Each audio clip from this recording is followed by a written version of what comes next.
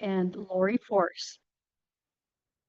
Candidate Mick Sager has withdrawn, so will not be joining us, though his name remains on the ballot due to missing the deadline for withdrawal.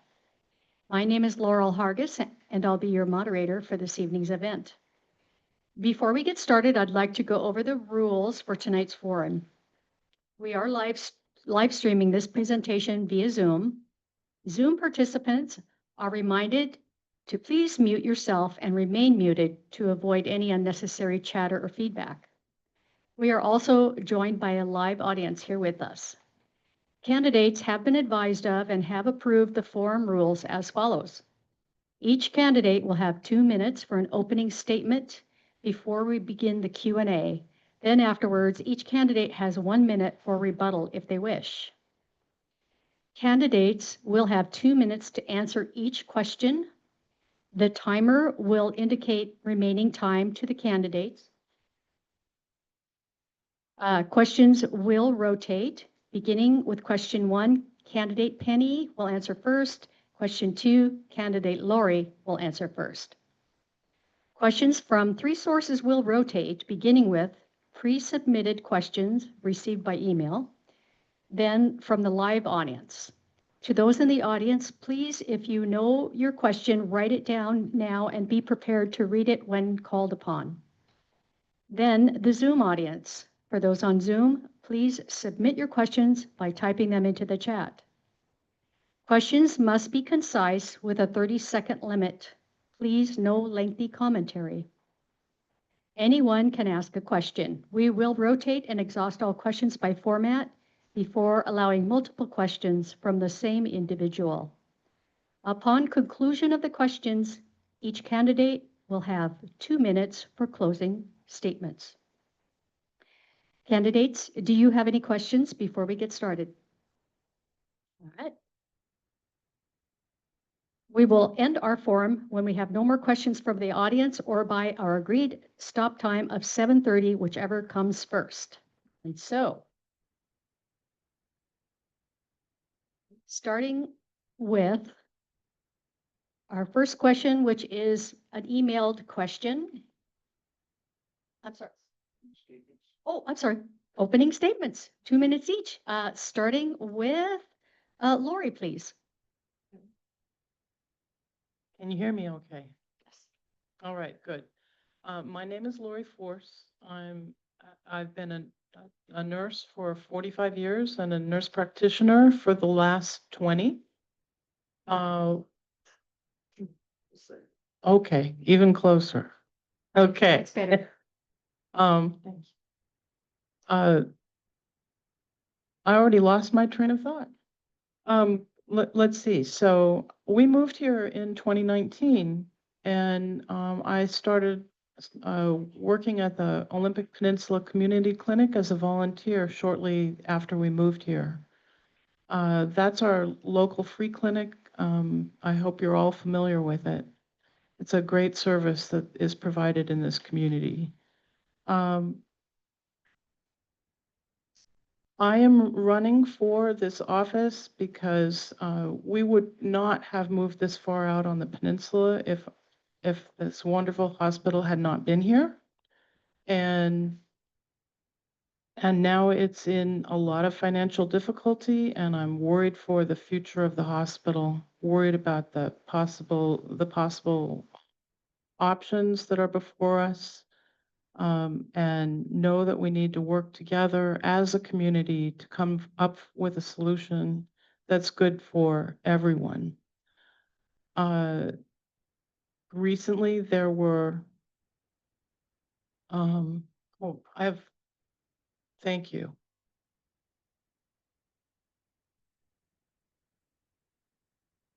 I think I'm going to cede my last few seconds.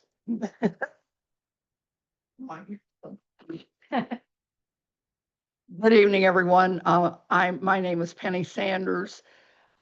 I am currently an OMC commissioner. I was appointed in March of 2025 to take the remainder of the time left of the position that Phyllis Barnard was serving.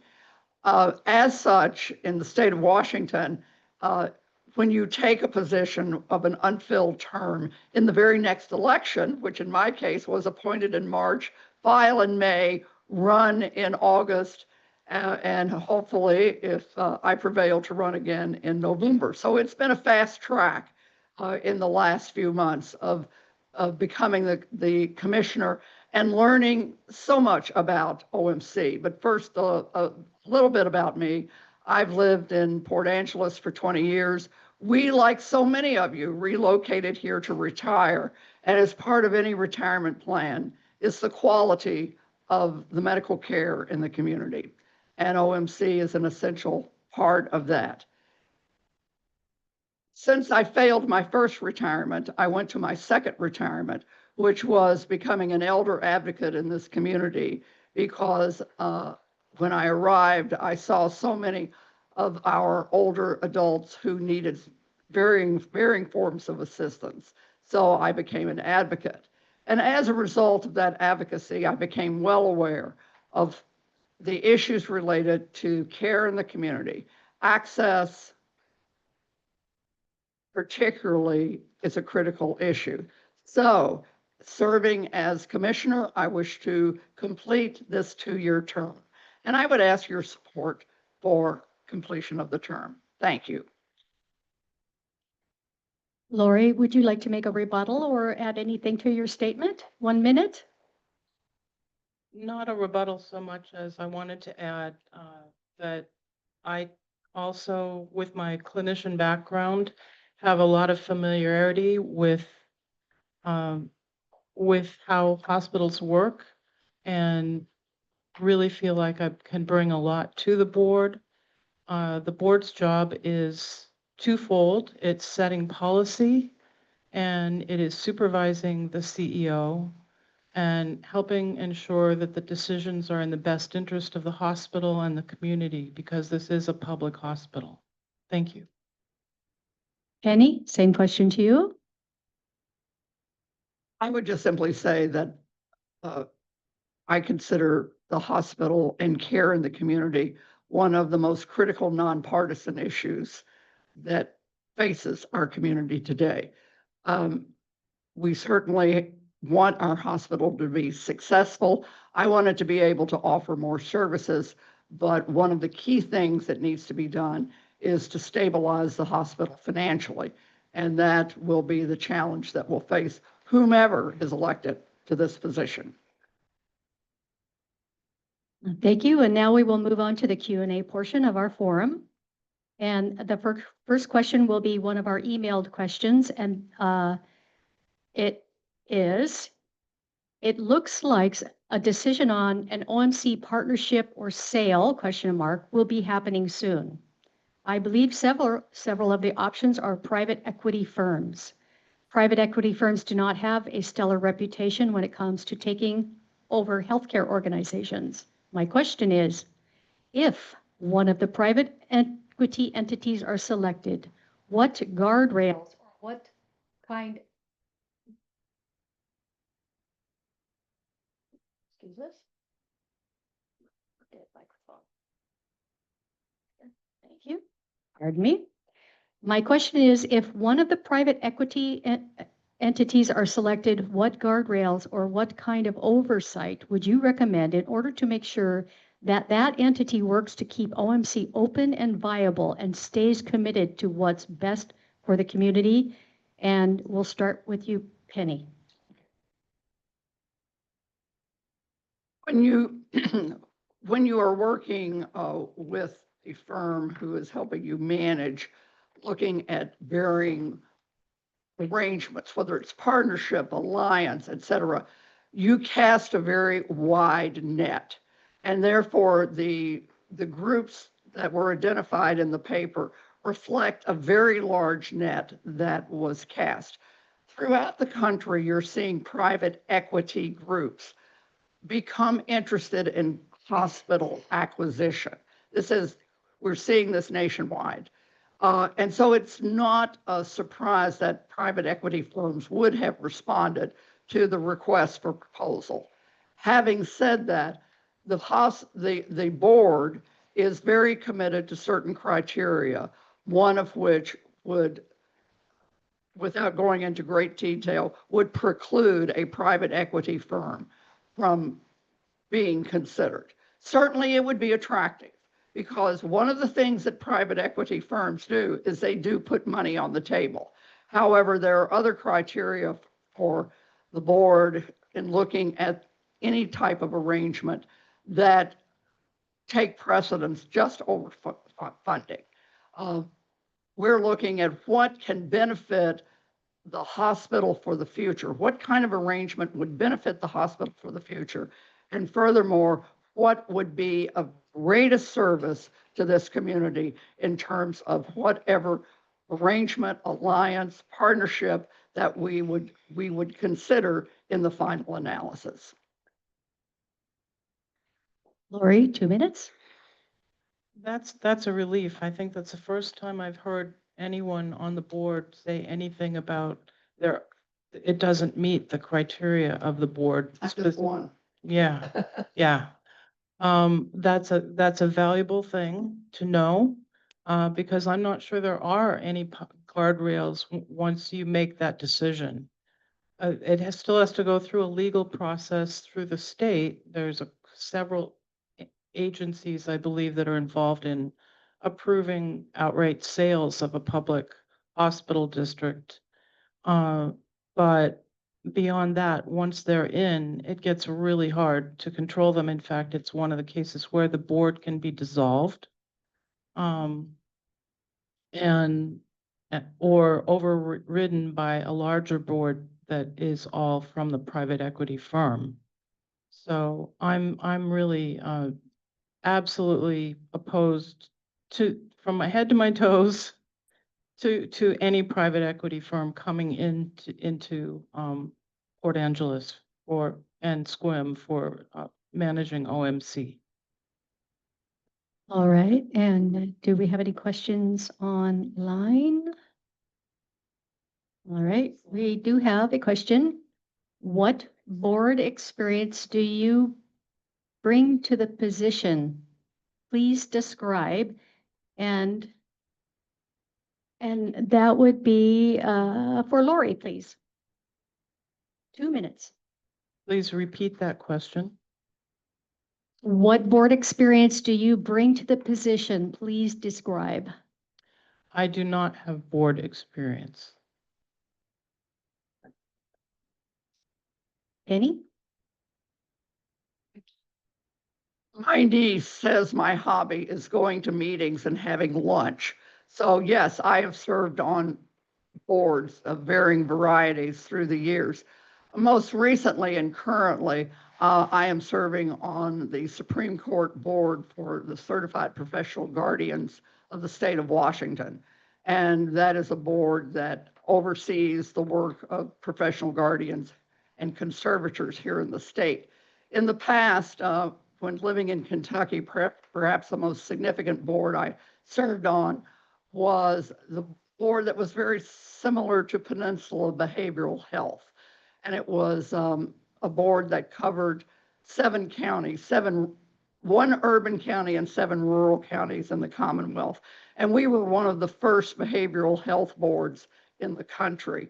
Here in Port Angeles, I've served on several boards. I currently serve on the board of the Kiwanis Club, and I have served on the Education Foundation board. So yes, board experience takes a lot of forms, and I have through the years served on a number of boards. Okay, and we're going to take a question next from the audience. And I apologize, I got the order turned around on that last round, but we'll get it straightened out again on the next round. So that was a Zoom question. This will be a question from the audience. What are your opinions on including staff in decision-making on the hospital merger? Does Penny go first now? That will be for Penny, yes.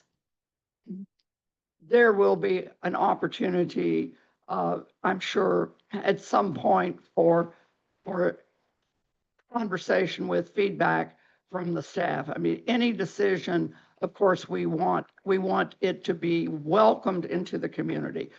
We're at a phase right now where we are still at what we call the letter of interest stage. While it's been narrowed down to a certain number of letters of interest, there will still be opportunities for public comment, staff input, staff comment, as the process continues on. It's been, I know everybody's been frustrated, but when you are in quote discussions around contractual arrangements, there are some limitations that are based on how much information can be shared in this preliminary phase. And I would welcome input from staff at all stages of this if I were on the board now. Many of the financial decisions that are being made have, I think the staff has more knowledge that can be helpful in making those decisions, but they have to feel like they can bring that knowledge forward to the administration and the board. And I actually am meeting with staff that are either retired or have left, and trying to seek out more of those relationships now, and would want to continue that after I was elected. Okay, our next question is an emailed question, and it is, the public has been very vocal at OMC commissioner meetings about OMC maintaining its secular role in our community. Would you honor public input and oppose an affiliation with a religious entity involved in delivering healthcare? And that question will go to you first, Lori. That matches my own priorities, but my first priority in all cases is to keep the hospital open and as local as possible. So that tells you kind of where it ranks anyway. If it's our only recourse to staying open for service, then that's a different question. But it is not my priority to move, and it would be a definite negative for me to have that kind of a relationship be the one that rises to the top. Kenny? I'm committed to whatever organization presents the best plan for keeping care in the community, providing greater access, and making sure that people can get quality health support in our community. Without putting too fine a thread on this, as I know it's rather controversial, I don't think anyone gets on a helicopter going to Seattle and the first question is, am I going to a secular or a non-secular hospital? The issue for them is care, and that's what this is about. Care is critical, and we will be looking at any arrangement under the guise of what is the best quality of care that can be offered to the people of these communities. And our next question will be taken from a live audience here.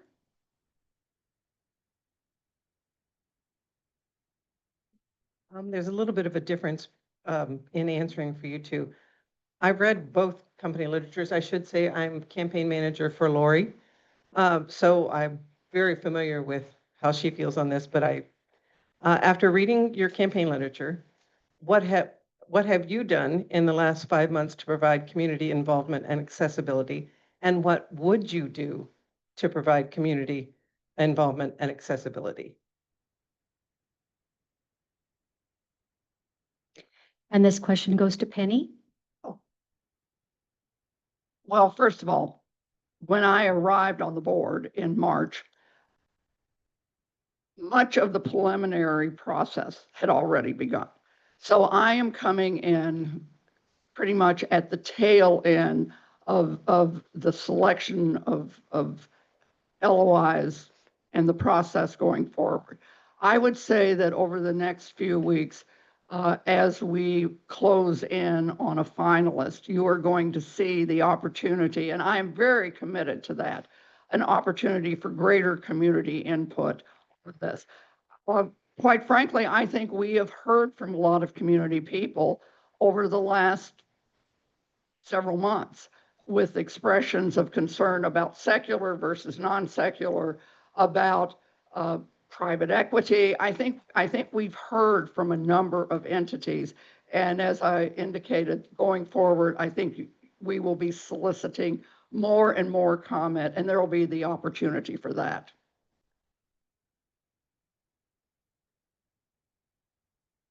And I think it would be really helpful to have more public outreach, not just for this particular decision, but for all decisions going forward. Because right now, the meetings are available for to come. Sorry, you can't hear me. The meetings are open to the public, but they are not recorded. They used to be. And oftentimes when I've attended, it's hard to hear people. You can attend by Zoom. And there's no real outreach, which I think is an important piece of keeping the public informed about what are the issues facing us right now. What are we trying? What are we willing to look at, and what are we not? It's not just about what happens with the merger, alliance, whatever it turns out to be. It's much bigger than that. And I think there's a lot of issues that get folded into both get folded into legal restrictions where we can't talk about this, we can't talk about that, and others are ignored, like what about critical access hospital status? And a lot of people would like to know the pros and cons of a lot of different things that are going on at the hospital. So I would urge more actual outreach and community involvement. Thank you. Okay, and our next question will be from our Zoom audience, and it is, I hear a lot of fear from people about partnering with a religious organization that might stop end-of-life assisted suicide option and/or abortions. This is not my fear personally, but would like to squash misinformation. And I suspect perhaps you've kind of sort of answered these questions, but you guys want to give it a shot again. And we will start with Lori. And end-of-life decision-making is important to me personally, as both of my parents chose medical assistance in dying at the end of their lives. And I'm aware that that is not done in the hospital setting, whether the hospital's secular or not, or faith-based. It really doesn't matter. But what does matter is having access to two physicians who will certify that you meet the requirements, and you need support to go through that process. And I would be concerned from the Catholic culture, and specifically whether that would still happen. Just there's a lot of ways besides outright ignoring what our laws are here to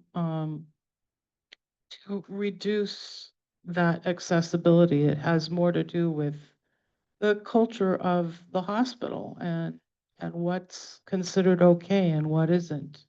So I do think it remains an issue, and I don't know. I honestly do not know in terms of our other resources outside the hospital, how they're going to be affected. I do know, for instance, that that any hospital that is now getting, I'm not hospital, community clinic that like Nome or Jamestown, uh, right now have a restriction on gender affirmative care in order to receive their extra funding. And, but what I don't know is if that affects reproductive rights or end of life rights. So I'm out of time. Thank you. As a public hospital district, Olympic Medical Center operates with strict adherence to the laws of the state of Washington. In the state of Washington, reproductive care, abortion access is required by statute, and abortions are done at OMC. As it relates to end-of-life issues, again, those are regulated by Washington state statute. There are physicians at OMC. I've heard the number 8. Don't hold me to it because I believe that's the correct number. Physicians are in a position to prescribe medication and to make sure that proper access to medications that are used for end of life are made available to people. Certainly, anyone who is interested in end of life does receive information about what that entails. I would like to take this opportunity to set something in perspective. In the state of Washington, 41% of the hospitals in the state of Washington have a Catholic affiliation. Those hospitals are governed operationally by the state laws of Washington. So to constantly be attacking a hospital because it is Catholic or faith-based, kind of particularly here flies in the face of a percentage of the hospitals here are Roman Catholic, and the fact that they serve so many, many people in our state. Okay, our next question will be an emailed question, and this one is, rural hospitals across the nation are facing financial uncertainty, as is OMC. Please discuss some ideas on how to meet the chronic financial difficulties of rural hospitals such as OMC, including some out-of-the-box ideas. And this question starts with Penny. I love out of the box because this is going to shock you. Guess what? One of the most drastic changes that has come into play in the last 6 months is how the entire funding of healthcare has changed. We can no longer be polarized. We are going to have to figure out how Republicans and Democrats are going to talk with each other about how we best serve healthcare in this country. And I am on a committee at the hospital that has to do with legislative and governmental activity. And I am committed to working in a bipartisan fashion in ways that can begin to address the issues that are facing the country, particularly as it relates to rural care. And I hope I have, if elected, the opportunity to meet at the federal level with the states that have similar configurations to what Washington has. And I hope some of those discussions are already beginning, because that's going to be the way out for all of us, to seek partnerships. The climate has changed. We can all complain about it, but OMC and every hospital in the country has to deal with this changed climate, and we have to find a way to go forward.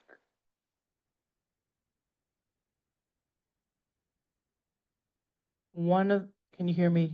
One of the few ways to raise significant funds for the hospital that exists is critical access status. And many people look at that and get quite fearful because it's always trade-offs. We always have trade-offs. But it could happen to us even in a partnership, merger, alliance. That's not precluded by joining with another. The biggest challenge would be a reduction in acute care beds. We now have 67, and the maximum in a critical access situation is 25. But there are ways to add to that.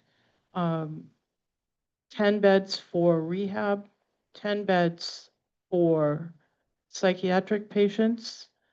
And I suspect that we have quite a few of our boarders, then that's people that we can't discharge because there's no place safe for them to go, and they're not getting paid for anymore. I suspect some of the, quite a few of them may be psychiatric patients.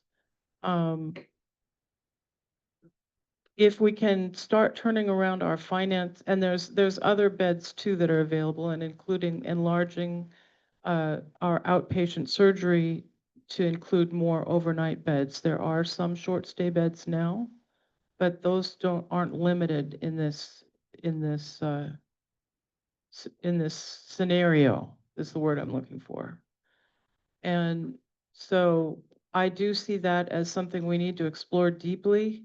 I've been looking at some of the other options. They all seem like more like nibbling at the edges. I read an article, oops. Okay, thank you. Okay, our next question will be from our live audience. Does anybody have a question? Did I miss Penny? Sorry, Penny? Yes, she did. Yeah, I thought, yeah, Turn first. okay. Yes, shoot, the out of the box. Yes, yes. You We're, did. now we're gonna get a question from the audience. So do I get a new question? Oh, okay. Right, just wind me up and tell me where I am. And, yes, yes. All right. Lori gets first. Oh. So I'm going to read it because nobody else can read my writing. I just want to know, after attending several of the OMC Hospital Commissioners meetings, when the board actually conducts business. Because it is my understanding that you are supposed to discuss and debate all issues in front of the public. And that never happens. When I go to those meetings, you have things to vote on, but the outcome is already decided before you come in that room. And what we say in public comment doesn't change that vote. An example would be, why wasn't the public able to hear the discussion about renting a mobile MRI machine? We're 1,000 tests behind. We have 2 machines. And so it would be nice if we could have weighed in on that and heard you discuss the issues. So this is for Lori. Thank you. I wasn't able to attend that meeting either. It popped up as an educational meeting on the day before on the agenda, and the education regarded an new EMT program to help relieve some of the pressure on the ER, I believe. But that was, my husband went in my stead, and it was an interesting discussion. It looked like besides having 1,000 MRIs backlog, we have 2 MRI machines already. That's typically enough to serve 200,000 population. We have 80,000. And it turned out that there was discussion around the fact that, well, it would end up making money. When my question is, would it make as much money as if they'd used the ones they had for more hours and pay and got staff to staff that? So, but there was some good. It was clear that the people were really involved. The board members, I'm sorry, but the very next meeting that I did attend, it was presented as a proposal for vote, and there was very little discussion, and it went right on to a unanimous vote. And that's my observation going into these meetings, is by the time everything is happening, we're at the final action stage of the board process, which is take a vote. and we're not hearing what is involved in making those decisions. You raise an excellent point, and I am sure that everyone is hearing the desire to hear more public discussion. As with any corporate entity, and don't throw rocks at me when I say this, as with any corporate entity, much of the discussion that you are talking about occurs in the committee level. I counted before I came tonight, there are 8 committees of the board, and much of the work of preliminarily discussing items is done at the committee level, where staff are involved in discussions, where proposals are brought. So what you see at a board meeting comes as a result of a committee of the board, there are several, that have discussed an issue, have made a recommendation, and so we are voting on that. I can say that I have broken with protocol on at least 3 occasions recently where I have asked questions in a board meeting. And because there are things that I think need to be asked. I had some concerns about how we got a backlog of the level that we had. And I think that's a legitimate question. I see a hand up that somebody's at the backlog. So yes, there are questions, but generally speaking, because we are a board that relies on committee input, that's why the meetings are as they are. And I'm being given the 30-second. Okay, our next question is from our Zoom audience, and it is, how is artificial intelligence going to help OMC financially? And this one goes to Penny. Build us a smarter computer. I can see several applications of artificial intelligence that certainly could help us streamline certain financial functions. One of the most recent examples of that is new software that has been proposed that will allow us to be much more efficient in how we deal with secondary billing. As you know, people who have Medicare oftentimes have a secondary insurance provider, and there is sometimes a gap between Medicare and that secondary provider. A more astute form of software, AI, will help us capture, we hope, greater funding recovery. So I'm seeing one application there. I think we're going to see a number of AI applications in the level of patient care, patient monitoring. I was aware recently of a AI program where the patient is constantly monitored through AI, that any type of change in condition is immediately reported in, and it's in an exploratory stage. So I see AI, as an opportunity to really change and improve care and not only financial operations, but care operations. I've seen AI primarily used against hospitals in the form of automatic denials of service even after it's been provided.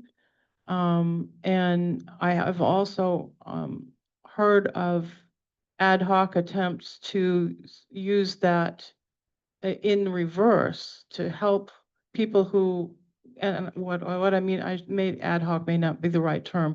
I've been following a podcast called Arm and a Leg, which is helping people try to survive in this medical climate that we live in. People as patients who are getting these denials and having these enormous bills, and they're looking for help to solve those things. And one group of volunteers that were trying to do that have been using AI to submit appeals over and over to help with those kind of denials. So I've seen that. It's not something I've taken a great interest in yet. But as it comes up to the board in management, policy making, I would certainly investigate it and give it my all. Okay, our next question is an emailed one. And this one will be for Lori.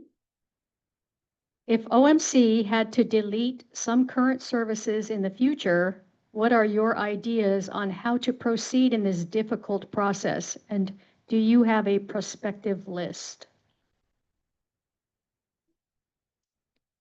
I do not have a prospective list, but we have, one of the things that rural hospitals and hospitals in trouble have to do is look at what are, what services provide income for the hospital and what lose income for the hospital. And it's, lost my train for a moment.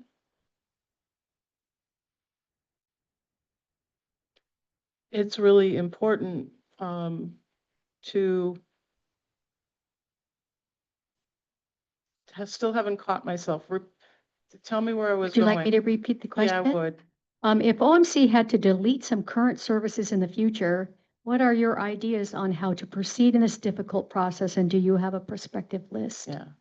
So the other really critical thing to me is involving all of staff in that kind of decision making, looking at, do we have to actually eliminate something? Can we curtail it? Can we share services?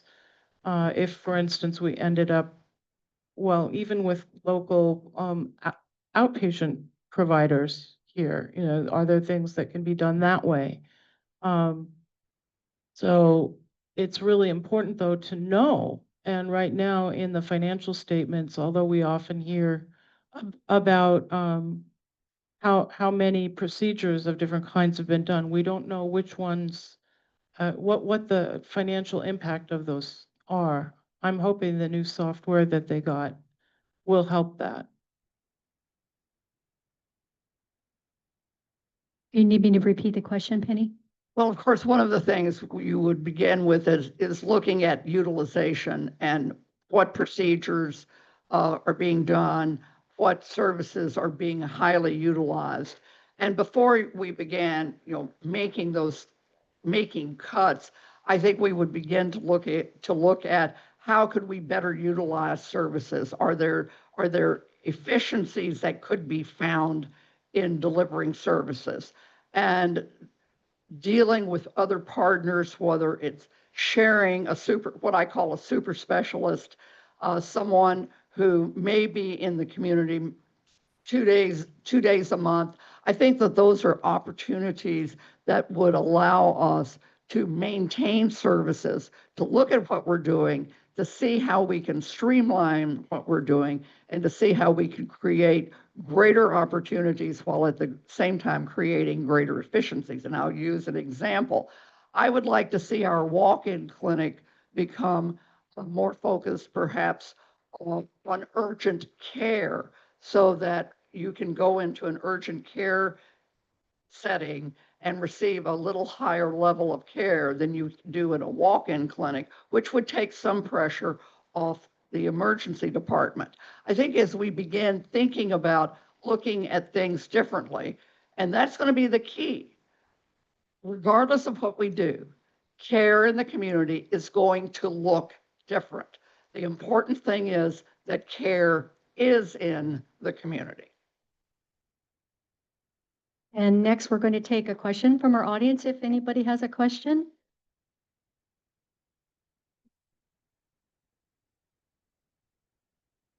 Doing away with services because they don't make money is a really bad idea.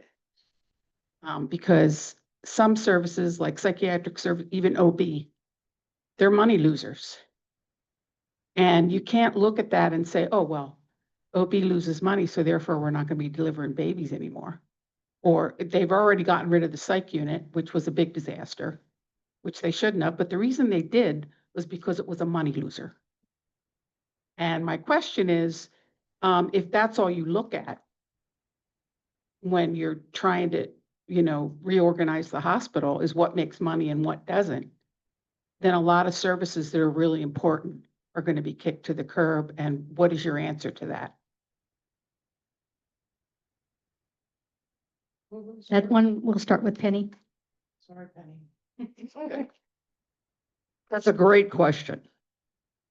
It's kind of like what they call in research orphan diseases. You know, there are certain certain divisions in the hospital that will never, quote, make money, but they can be more effective. They can be more efficient. I really think one of the great places that we need to be looking at is shared arrangements, and not just with other hospitals, but with the other, for example, primary care providers in our community. How do we share those resources among Jamestown, North Olympic Healthcare, OMC, perhaps even Jefferson Hospital? We're, as I said previously, we are going to have to all think more creatively and look at partnerships, whether local or with groups off the peninsula, because we're all going to be affected by the changes in Medicare and Medicaid funding. Nobody is insulated from those changes at the federal level. So everybody's going to be looking at how do we perform better, more efficiently, and still provide the level of care that our community needs. And I agree 100%. You can't make a decision just based on economics. And that's why I mentioned sharing in my first answer also with the local providers. But for instance, in critical access hospital, you can have a freestanding birthing center with 5 beds.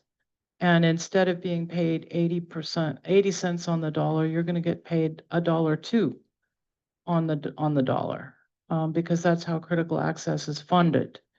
And to me, loss of maternity care here would be devastating to the community, and because we would just there would be a lot of young people who would not move here. My kids lived on Vashon Island when they had their first pregnancy, and even that was a real challenge because it was a ferry boat ride to birthing, and you get anxious. You're not ready to travel at that time. So there's a lot of services like that. You have to look at many aspects before making those decisions. Can I Okay. get a rebuttal? Save it for your closing statement. Our next question comes from our Zoom audience, and it is, please, can you share how many of the 23 OMC board meetings held over the past 2 years you have attended? And that one will be for Lori.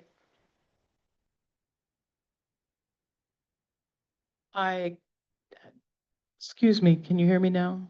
I have only started attending meetings since I went into discussion and decided it was worth running. So that was back about the time before we declared. So I can't tell you the exact number.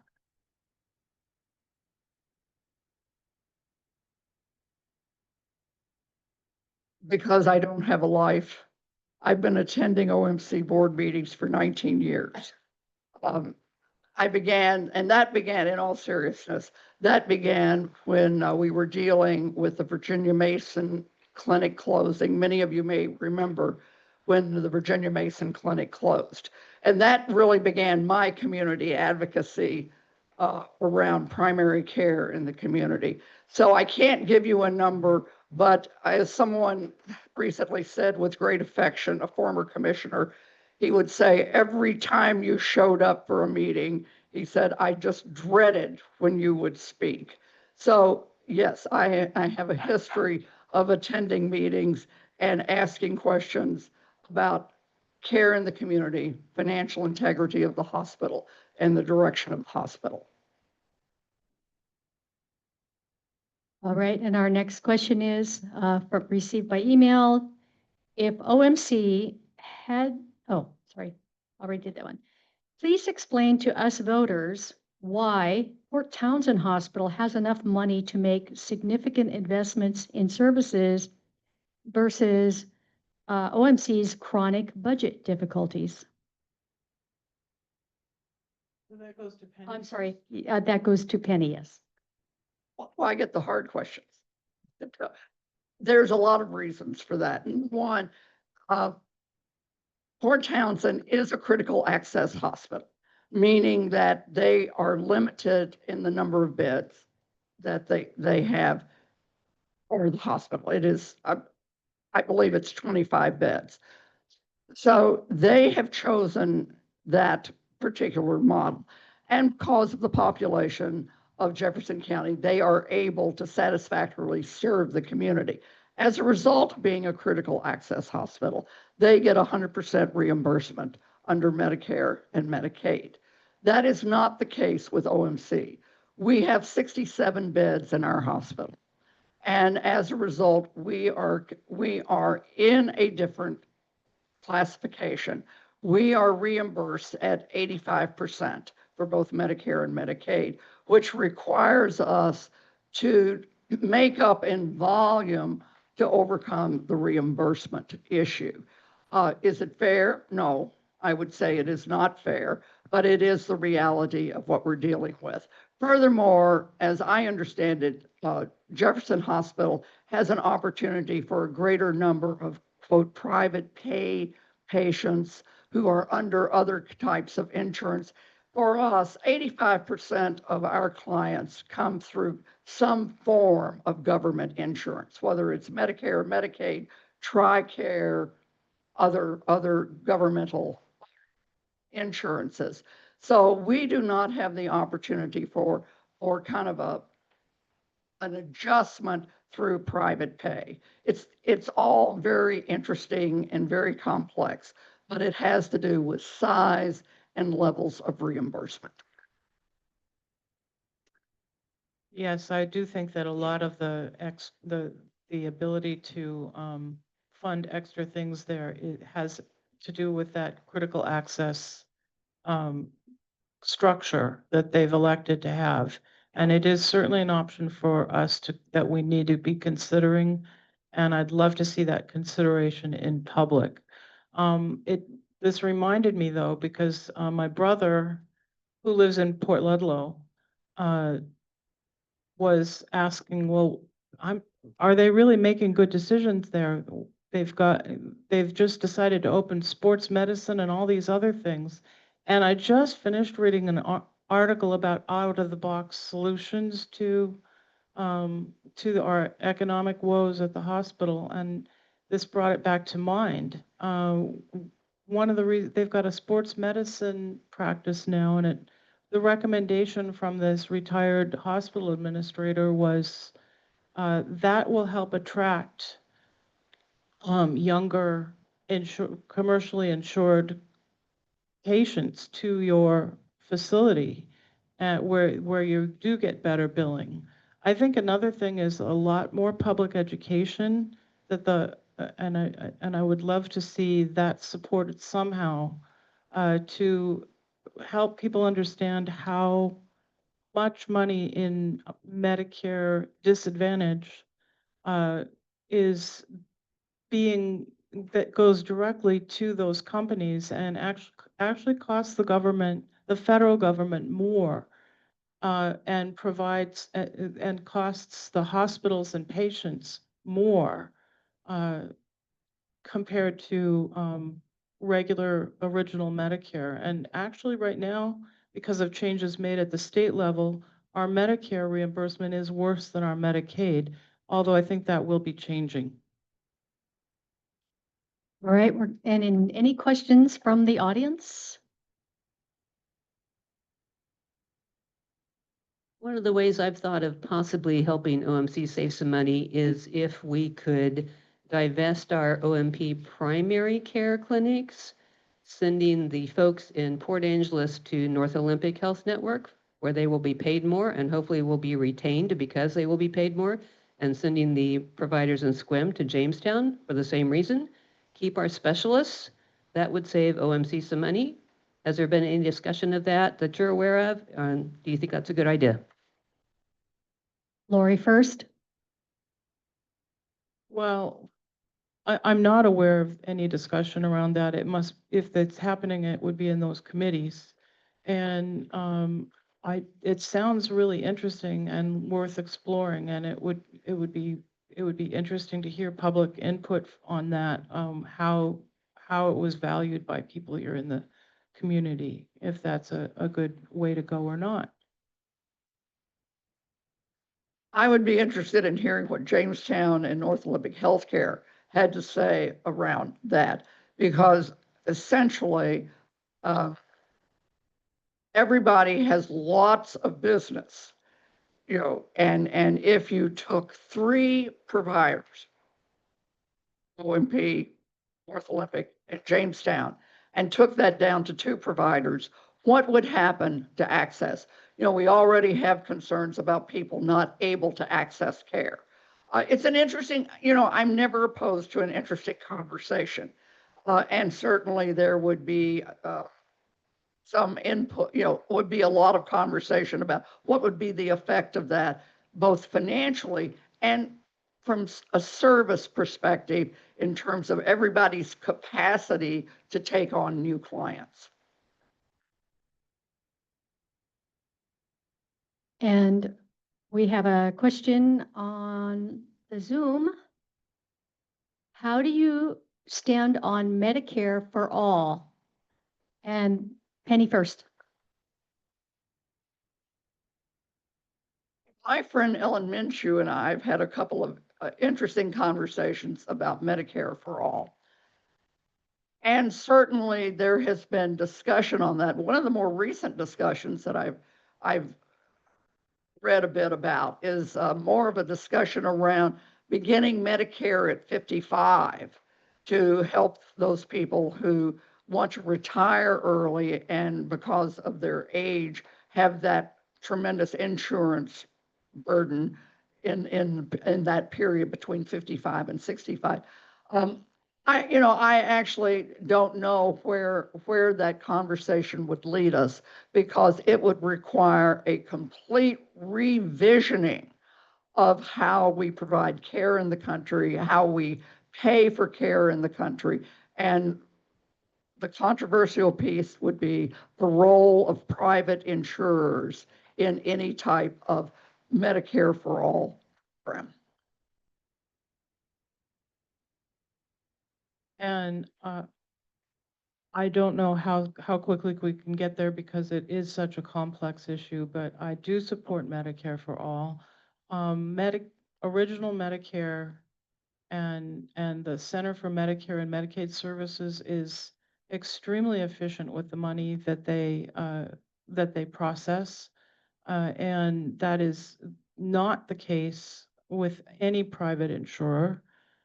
They all have extra costs built in just because they're private insurers. And add to that for the burden for the hospital, when you think that they're not dealing with one private insurer, they're dealing with maybe 20. I'm not sure. It's an awful lot. And I do think that a lot of our excess costs goes to trying to manage that and getting and processing all that information. So it's something we need to keep working on as a community and as a nation. Okay, our next question comes from email. This is, what do you believe are the strengths and weaknesses of OMC at this time? And how would you add more strengths? And this first goes to Lori. I would say that the biggest strength of OMC is all of the amazing clinical staff at all levels, and not just clinical staff, but support staff that are dedicated to the care of our community. And I would like to see, it's hard in hospitals I've worked in the past, I've seen the same thing as I see here. I think it's really hard to really involve all of the people that are actually doing the jobs, but it's absolutely critical to the success of the hospital.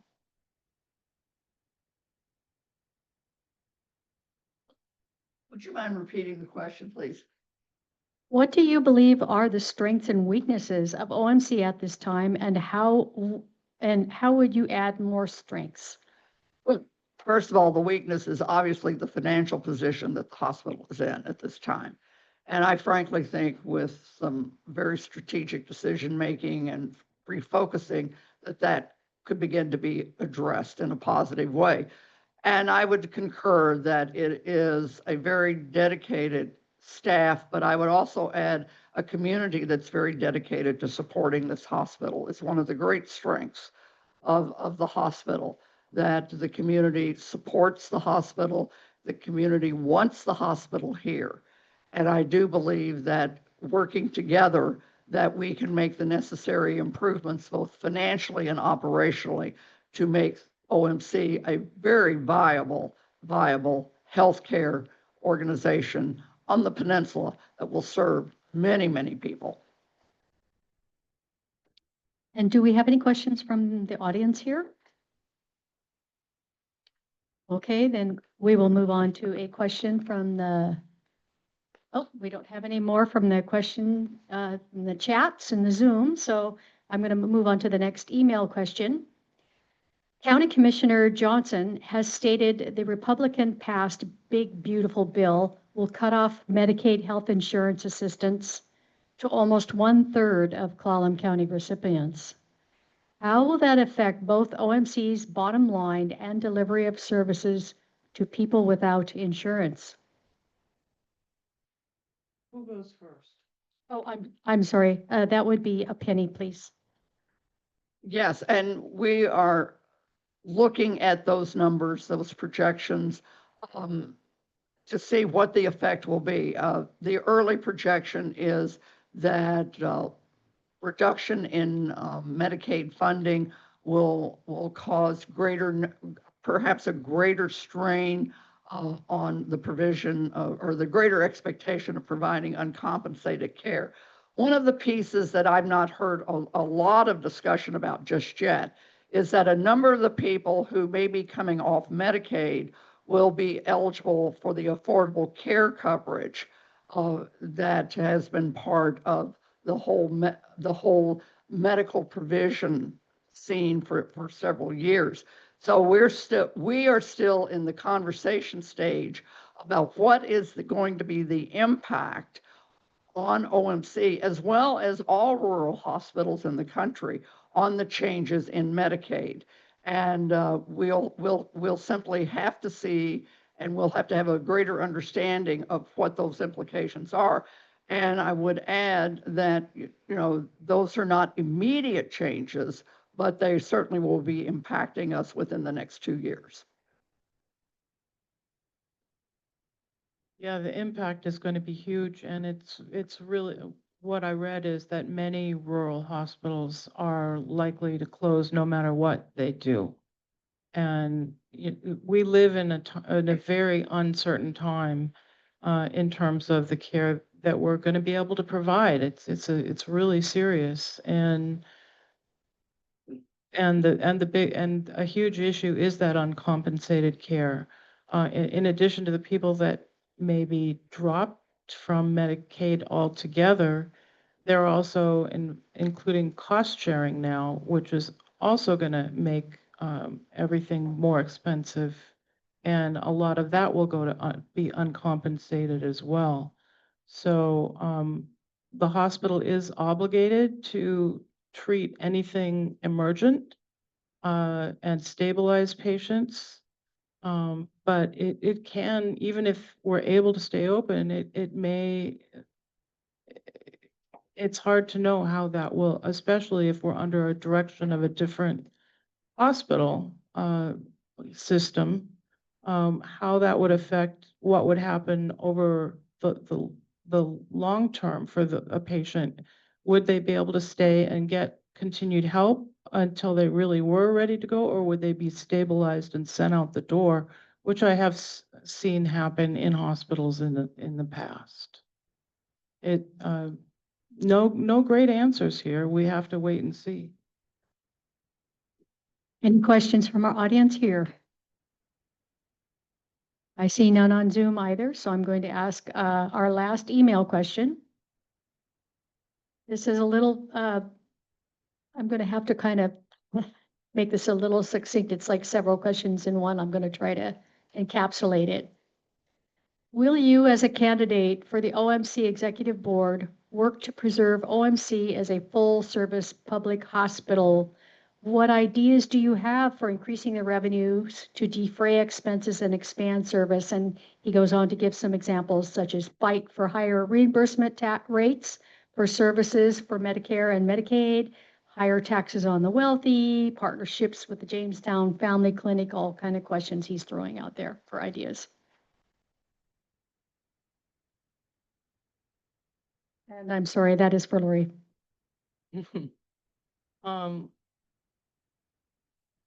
Encapsulate again. Let me think. I'm trying to do it in Yeah. my head. It's okay. Yeah, It seems like we've addressed a lot of this at Right. this point.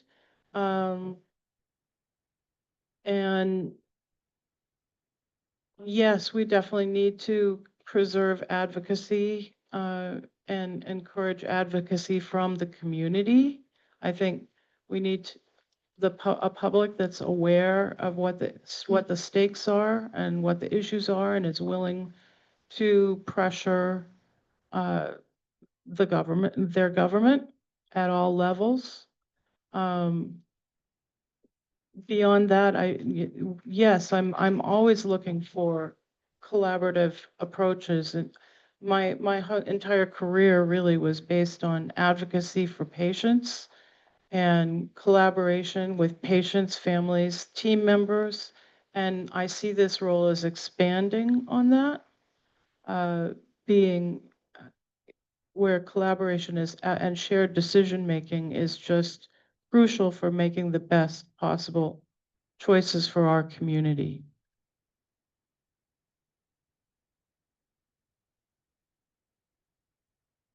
Let me just target a couple of things that I think are important that this question raises.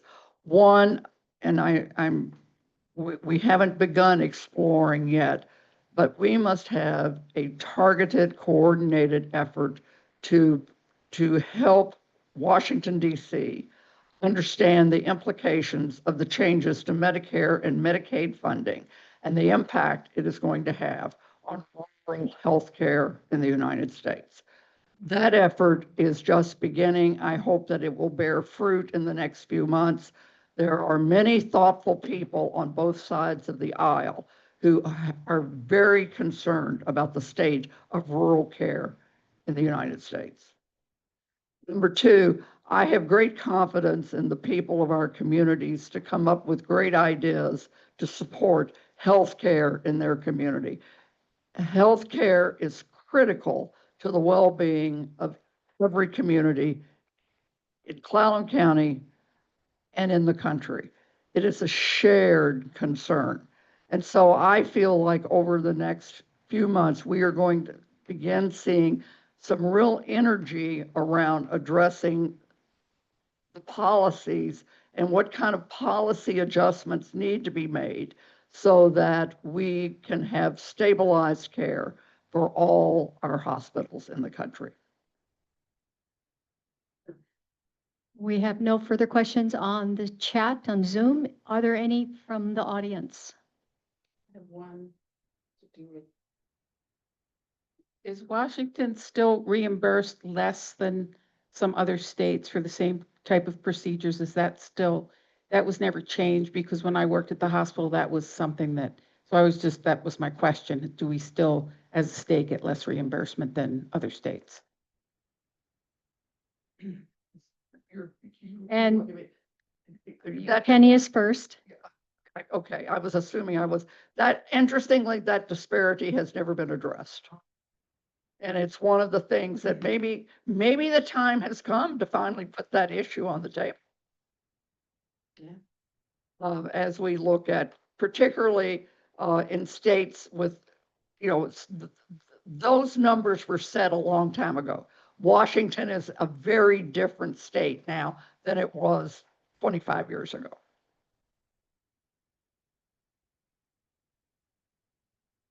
Nothing to add to that, other than it's another example of how complex our entire medical delivery system is throughout the United States, and how I would like, and why I would like to see movement towards a simplified system such as Medicare for all.